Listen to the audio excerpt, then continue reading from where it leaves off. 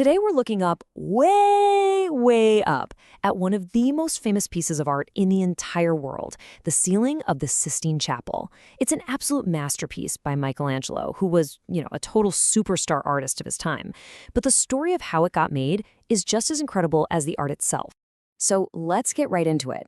The big question is kind of wild when you think about it. Michelangelo was a sculptor. His thing was carving giant, amazing statues out of marble. He was not a painter. So how on earth did he end up creating this iconic painting, especially when he really tried to get out of doing it? Well, that's the story we're going to unpack.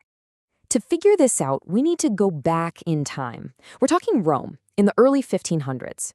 There's a very powerful pope, and he's about to make a request that will literally change the course of art history. Okay, so by 1508, Michelangelo is already a big deal. He's the rock star of the art world, known for these incredible sculptures. But then, Pope Julius II calls him to Rome and gives him a commission, which is basically a huge paid job that is completely out of his wheelhouse. He wants him to paint the entire, massive ceiling of his private shop, and this created a huge conflict for him. See, Michelangelo was already working on a dream project, a gigantic marble tomb for that very same pope. This was his passion. He was a sculptor, through and through. Painting just wasn't his thing. But well, you don't exactly say no to the Pope. It was pretty much an order, not a friendly suggestion. So, reluctantly, he took the job.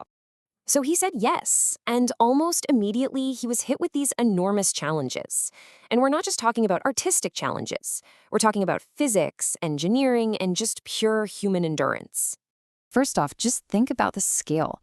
The ceiling is 68 feet off the ground. To put that in perspective, that's like trying to paint the ceiling of a 7-story building while you're inside it. Just figuring out how to get up there was a huge problem. And this is where we see that Michelangelo was more than an artist. He was also an incredible engineer. He solved the problem by inventing his own scaffolding.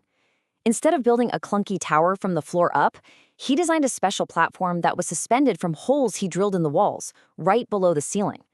This let him get just inches away from his work. Now, you have to imagine how physically brutal this was. He spent 4 years basically lying on his back with his neck craned, arms stretched out above him. He even wrote a poem about it, complaining that his back was totally wrecked and that paint was constantly dripping down onto his face and into his eyes. It was unbelievably grueling work.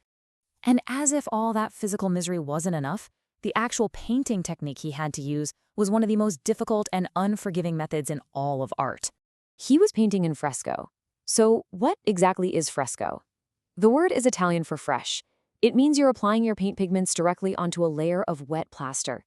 As that plaster dries, the color chemically bonds with it, and your painting literally becomes part of the wall. It's super durable, but it's also super hard to do. This meant every single day was a race against time. He could only slap on enough wet plaster that he knew he could paint before it dried up. He had to be fast, and he had to be perfect. Why? Because there's no undo button with fresco. If you make a mistake, the only way to fix it is to get a hammer, literally chip the dry plaster off the wall, and start all over again. The pressure must have been intense. So, despite all of those insane challenges, what did he actually manage to create? Well, just a complex, absolutely breathtaking story that covers more than 5,000 square feet. No big deal. The main storyline runs right down the center spine of the ceiling. It's a series of 9 huge panels that tell the story of the book of Genesis, from the very beginning with the creation of the world, through the creation of Adam and Eve, and all the way to the story of Noah and the Great Flood. And right there in the middle is probably the most famous image of all, the creation of Adam. This is so much more than a painting. It's like a moment of pure electricity, frozen in time. That tiny little gap between God's finger and Adam's finger, it's just charged with energy and tension. It's incredible. Now, framing these main stories, you'll see these massive, muscular figures sitting on thrones. These are the prophets from the Bible, alongside figures called sibyls, who were female prophets from ancient Greek and Roman mythology. It's said they both predicted the coming of a savior. And including both was a classic move for Renaissance artists, blending those ancient and Christian worlds together. And then, tucked into all the corners, there are 20 of these amazing athletic male figures. They're known as the ignudi. They don't actually represent anyone specific from the stories. They're there for purely artistic reasons. This is where you can really see the sculptor in Michelangelo bursting out. He's just showing off his incredible understanding of the human body, twisting it into all these complex, powerful poses. So, the last brushstroke was finally laid down, and the grueling work was over. But that's when the masterpiece began a whole new story, one that would echo for centuries to come. Can you even imagine the dedication? From 1508 to 1512, 4 solid years. Michelangelo poured everything he had into that ceiling. And he worked almost completely alone, not wanting anyone to see it until it was all done. It was just an incredible feat of artistic and physical commitment. When it was finally unveiled in 1512, it just blew people's minds. But over hundreds of years, smoke from candles and centuries of grime slowly darkened the whole thing. It wasn't until a huge restoration project in the late 1900s that we finally got to see it the way Michelangelo wanted us to, which is why millions of people still flock to see it today. And that cleaning revealed something amazing.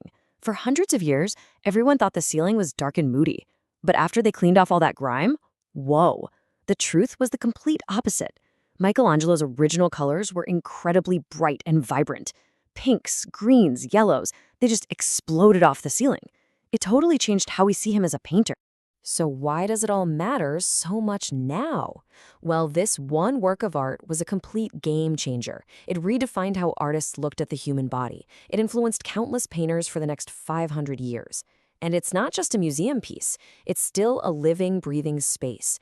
It's where new popes are elected, connecting the past directly to our present. Which brings us back to that first question. The man who didn't even want the job created something that has lasted for ages. It really makes you wonder, right? What is it that drives a person to go through all of that? The pain, the isolation, the difficulty, to create something that they know will outlive them by centuries.